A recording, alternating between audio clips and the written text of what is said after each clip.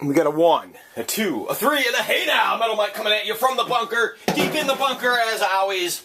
It is Tuesday, I believe, and the family is headed home from vacation today, so I've got a little window of time to do whatever I want, and I'm choosing to do a minute or two with you guys. And I'm also peering around. I'm like, what can I show them? What can I show them? Where are we going to go with the direction of this?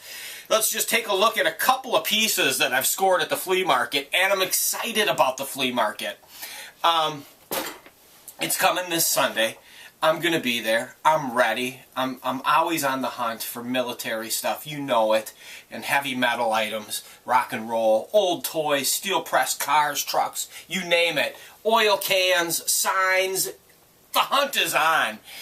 Isn't it though? There's a ton of guys out there. You see them every weekend if you're out doing it as well. So there is competition like you can't believe. But remember, you just have to keep on the hunt. I have many times this year been minutes away, seconds away, this close, watching a guy carry away a German helmet and just being so frustrated and then carrying it, that frustration for a few weeks even. It took me a lot to shake it off when, realistically, I read in a book a few years ago that when you see those guys and you just miss it, that means you're on the right path. You're on the right hunt. You got to tell yourself something to keep yourself motivated. But you're there. You're witnessing the mistake. You're witnessing how you missed it. And maybe you just step up your game and be a little bit more slower and yet faster at the same time. Meaning what? I do rush around. One of the pickers mentioned to me a couple weeks ago, she said, she goes, God, I see you moving around so fast. Maybe you're just moving too fast. That could be true. I've tried to slow down. Last year I made mistakes of, you tend to, when you're in a flea market in that situation, you're keen in on certain people. You're seeing them set up and you're like, oh, that looks exciting, and you're going with your instinct and your gut.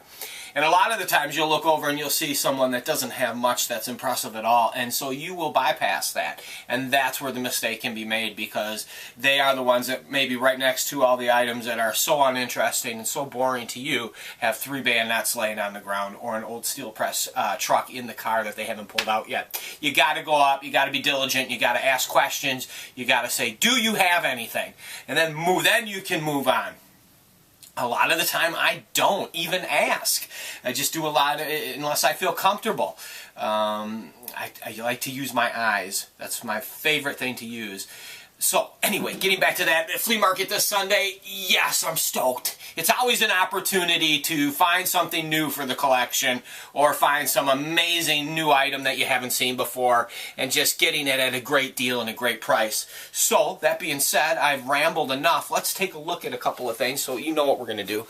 We're going to jiggle the camera. We're going to walk around. We're going to go see.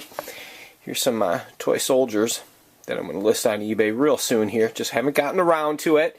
And yes, this is a mistake that I made. I dropped it. That is the worst feeling, is when you have such an amazing piece and then you have it for so long and then you break it. It happens. Here's another one. Don't you like how I improvise and I just stop? But how can you not want to show this? This is plastic or a rubber. And what just a great piece, man.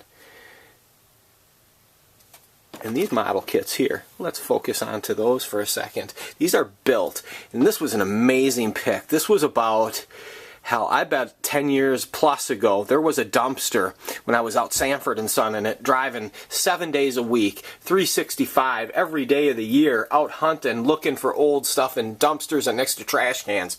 I found this dumpster, and they were throwing away toys, Hot Wheels, you name it. And these models were all wrapped beautifully in newspaper. At one point, I had tons of them, and I still have a lot of them in my tubs buried away. But a lot of the better stuff I sold at the time on eBay. But oh my God, so these were wrapped in newspaper, and so these were built maybe in the 60s, 70s, and they're really cool. There's missing pieces on them, but they're so rad. I've got an amazing Japanese Zero model somewhere. Here's another one. We're going to just improv here today. We're not even going to show you the things it was going to. I picked this up at the flea market this year. This is just an old Warhog that someone built. But you gotta love. And it's got the ball turret underneath there. And I just love stuff like this. I probably paid $5 or $10 for it. I just love it. It's just beautiful piece. No, the time that someone put into it and built it. I've got boxes of old models too. I'm excited to get rid of them. I can't wait to unpack them and start rolling those out the door. This is a real nice piece from a train set, I believe, steel pressed. Gorgeous, gorgeous little piece. Picked that up for $100, probably. I bet, oh geez, about 6-7 years ago already. I love that piece. Sometime I got to take you to this model shop over in St. Paul. Amazing. They've got these built models there that have been there for 30, 40 years. They're incredible. Planet of the Apes, monster ones. They won't sell them as of yet. They may have already sold them. I haven't even been there in 4 or 5 years, but I'm going to go there because I want to build a Titanic ship.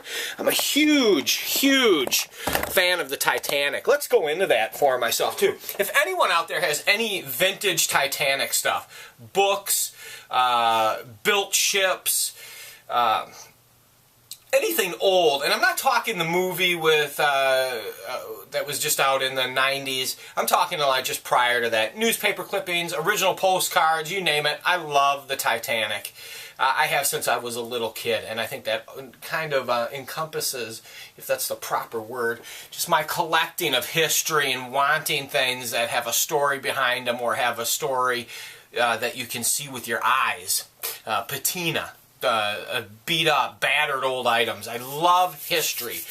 I think that's what has drawn me to this field. There's just nothing like it. As a young boy, I always tell this story. My very first pick, maybe not my first even, but one that was very significant. I couldn't have been no more than, geez, maybe in the 4th, 5th grade. You know, I'm 50 years old, going on 51, and so this is a long time ago. And just, it was an old house that had a huge yard that was enclosed by brush, and it was in the inner city, St. Paul, Minnesota, by brush and tall bushes and trees. And he had taken all these old logs and built all these little, like, shanties all around, shacks, garages, and there was a dumpster dead center of this yard. And so I just would go there every day. I'd climb through the hole in the fence, which was just pushing through some weeds. And then so he had all these teepees built, and wow, and so there were all these newspapers and old items. And I remember I pulled out this amazing folk art piece, castle built out of wood, and I gave it to my dad, who used it in his shop for years in the window. Oh, I wish I knew what happened to it. What a touching piece. I mean, it's one of those pieces I'll always remember until my last day.